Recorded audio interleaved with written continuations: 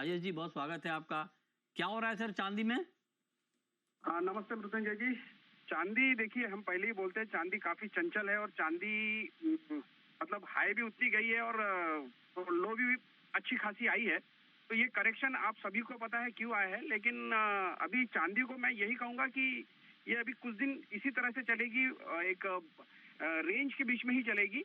बहुत बड़ी तेजी फिलहाल 1 महीना तो नहीं लगती मुझे, और बहुत नीचे अभी और इससे ज्यादा नहीं लगती। अगर नीचे से नीचे अगर मैं देखता हूँ चांदी को, तो करीब 2,25,000 तक के मैक्सिमम नीचे आ सकती है।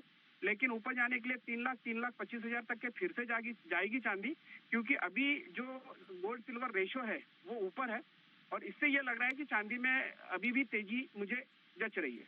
अब मन बदल गया सर, आप तो 5 लाख का टारगेट दे रहे थे। मृत्युंजय जी, 5 लाख भी क्रॉस करेगी, लेकिन आपको भी पता है मैंने ये भी कहा था प्रॉफिट बुकिंग होती है। $100 के आसपास की प्रॉफिट बुकिंग एक्सपेक्टेड थी, लेकिन वो $100 के न जाते हुए $130 तक के जाने के बाद प्रॉफिट बुकिंग आई है, और फेड के रेट अनकट हो रहने के कारण। लेकिन अब आप बताइए कि तेजी जस्टिफाइड नहीं थी, इसका मतलब तभी इतनी गिरावट आई है?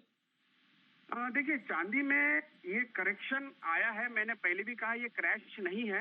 अगर 1 महीने पहले, अगर 10 जनवरी को, आज से मैं एक महीने पहले ही देखता हूँ, तो यही रेट में चांदी थी। तब हम लोग 4 लाख के ऊपर जब चांदी थी तो 5 लाख का हमारा नया घर बिल्कुल दिख रहा था। और मैं आज भी यही कहूंगा कि आने वाले दिनों में आपको 5 लाख फिर से दिखने की संभावना है 2026 में ही। 4 लाख की चांदी अगर 2.25 लाख पे आ जाए तो उसको क्रैश ना माना जाए। 1 महीना पहले यही रेट थे, और जब 4 लाख तक के चांदी जाने के बाद अगर फिर से ये 2.5 लाख या 2,42,000 के आसपास आती है, तो एक तरह से ये फंडामेंटल अगर देखेंगे तो मजबूत होने के कारण अभी बाइंग पोजीशन इसमें बढ़ रही है फिर से, और इसीलिए रेशो भी आप देख रहे होंगे, काफी रेशो भी बढ़ चुका है। गोल्ड पर आपका व्यू रोकड़े जी, गोल्ड में क्या लगता है सर अब आपको? अभी भी तेजी ही जच रही है, क्योंकि जिस तरीके से मिडिल ईस्ट में प्रॉब्लम चल रहे हैं जियोपॉलिटिकली, तो कहीं ना कहीं ये और गोल्ड को बुलिशनेस की तरफ ले जाता है।